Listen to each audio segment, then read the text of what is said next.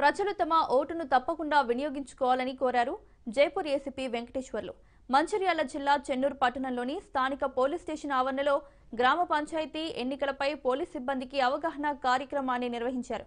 ఎన్నికల్లో పోలీసులు ఎలాంటి విధులు నిర్వర్తించాలో జైపూర్ ఏసీపీ వెంకటేశ్వర్లు పోలీస్ సిబ్బందికి సూచించారు.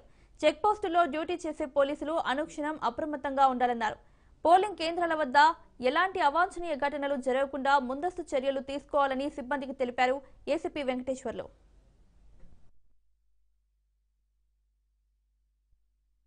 మూడు రకాలుగా వర్గీకరణ చేయొచ్చు. ఒకటి నామినేషన్, తర్వాత రెండవది ప్రచారం, మూడవది ఎలక్షన్. నామినేషన్ రోజు ఏం చేయాలనేది ఫస్ట్ మనం చూసుకుందాం. నామినేషన్ రోజు మనకు 10 నామినేషన్ సెంటర్స్ ఇవ్వబడ్డది.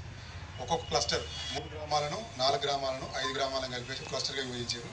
ఆ క్లస్టర్లోనే ఆ 3-4 గ్రామాలు వచ్చేసి సర్పంచ్లు కానీ వీళ్ళందరూ కూడా నామినేషన్ ఫైల్ చేయాల్సి ఉంటుంది.